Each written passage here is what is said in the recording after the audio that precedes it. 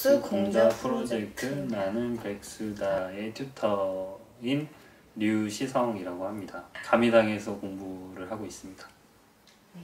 네, 저도 같은 곳에서 튜터를 하고 있는 송혜경이고요. 저는 사실 백수가 아니라 정규직이에요.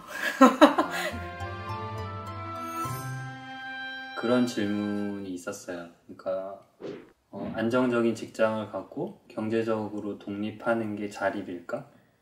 그러니까 사실은 더 이상 안정적인 직장을 갖거나 이럴 만한 사람들도 많지 않고, 사실은 경제적으로 독립한다고 하면은 돈이 굉장히 많이 들잖아요. 그래서 백수다를 시작하게 된 계기도 사실은 되게 다양한 방식의 자립의 방식이 있을 텐데 왜 우리는 통념적으로 그런 것만 자립이라고 생각하고 있을까? 라는 생각에서 사실 백수다를 시작하게 된 거고, 가난하든 돈이 많든 그것에 맞게끔 삶을 구성할 수 있는 능력을 자립이라고 생각하거든요. 그렇기 때문에 백수들도 자기 작은 경제 규모 안에서 자기 삶을 위해서 자기 공부, 자기가 하고 싶은 일들을 이렇게 조율할 수 있는 능력, 이 전체를 사실은 저희는 공부의 영역이라고 생각을 하고 있었어요. 그래서 이거야말로 정말 우리 시대의 모든 사람에게 필요한 자립이 아닐까? 그런 것들이 우리 시대에 너무 없다 라는 차원에서 이 백수다 프로그램을 열어야겠다 라는 생각을 했던 거죠. 이런 프로그램이나 아니면 뭐 끝에는 여행을 가자 이런 식의 세팅은 있지만, 사실 실질적으로 구체적으로 어떤 상황이나 아니면 새로운 그 실험을 만들고 하는 거는 백수들 자체가 사실 만들어낸 거거든요. 그래서 꼭 저희가 이렇게 만들어낸 것에 이렇게 따라왔다라고 볼 수는 없는 것 같아요. 우리 같이 공부했던 친구들이 결코 이렇게 어린애들이 아니고 이렇게 자립할 수 있는 충분한 어떤 모든 조건을 갖췄는데 우리가 그걸 좀 잘 못 본 것 같다는 생각이 들어서, 이제 새로운 친구들을 모집할 때는 상담을 저희가 늘 하는데 그때 이제 동의를 좀 받은 내용이 그런 거였어요. 이 실험에, 이 프로젝트에 참여하려면 무조건 우리는 경제적 자립을 해서 부모님으로 돈을 끊는다. 그 다음에 길 위로 나와서 공동 주거를 한다. 라고 하는 어떤 약속을 받고 거기에 이제 동의하는 친구들이랑 좀 시작을 해서 기본적으로 자기 삶을 자립하려고 하는 그 마음들이 다들 있었고, 그래서 중간에 가계부 같은 것을 써가지고 이제 공개하는 그런 일도 있었는데, 그거는 사실 저희가 처음에는 한 게 아니었었어요. 근데 그게 굉장히 서로에게 도움이 됐다고 생각을 해서 지금도 사실은 하는 부분이 좀 있는 거죠. 그래서 저희가 처음에 뭔가를 만들었다기보다 같이 활동을 하면서 어떤 큰 방향성 안에서, 자립이라고 하는 방향성 안에서 여러 실험들을 또 만들어내고, 실패한 것도 있고 또 성공한 것도 있고 그렇게 진행했던 것 같아요. 사실 제가 이 공간에서 공부하면서 먹고 살았던 노하우를 사실은 백수들한테 알려주고 싶었던 게 이 프로그램을 처음 만든 처음의 마음이었어요. 근데 어떻게 먹고 살았냐면 되게 간단해요. 정해진 시간에 나오면 돼요. 저도 연구실에 처음 왔을 때 그냥 공부하러 오는 애가 9시만 되면 와가지고 책상에서 그냥 자기 공부를 하고 있는 거죠. 그러면 그 주변에서 사람들이 쟤 뭐냐, 쟤를 어떻게 해야 된다, 저렇게 그냥 내버려 둘 수 없다. 그래서 이제 활동을 시켜요. 그러면서 이제 거기서 공부한 걸 가지고 또 누군가를 가르치게 시간 맞춰서 와서 자기를 하고, 그 다음에 또 자기 그 활동들을 하고, 이런 것들 속에서 다양한 활동들하고 이제 엮이면서 거기서 먹고 살게 됐던 게 저의 이제 백수로 살아남을 수 있었던 방법이었고, 그거를 이 친구들한테 만들어주고 싶기도 했어요.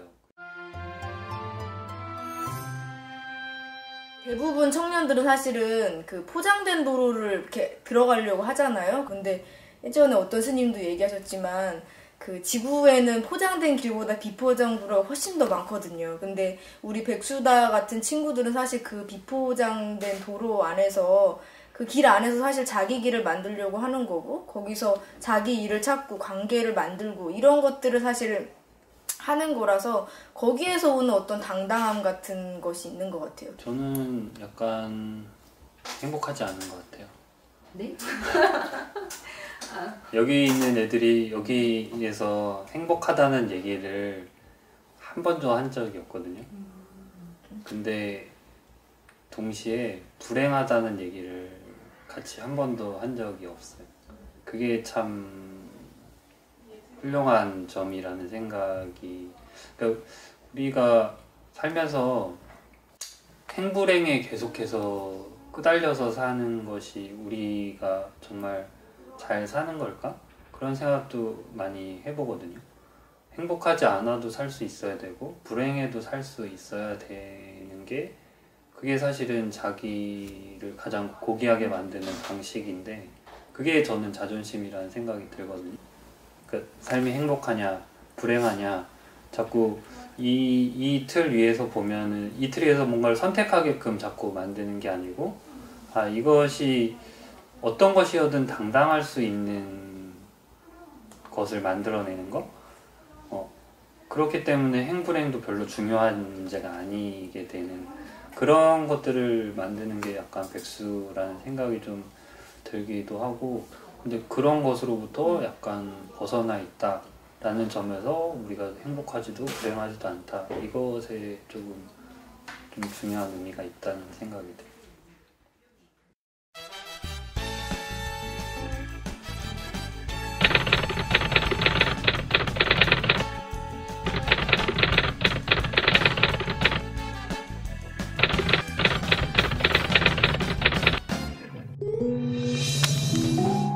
출판사에서 SNS로 홍보하는 그리고 사무 회계 그런 것도 하고 그리고 지카페 여기 카페 제가 요거트를 균을 증식을 하고 있고요. 연구실 옆에 있는 투데이 아트 건물 청소 새벽에 6시 한 반쯤에서 9시 조금 넘게까지 그다음에 가미당에서 이제 맡은 프로그램 어린이 낭송 스쿨하고 용감한 학교 그 2개 프로그램을 맡아서 강사비를 받았었어요.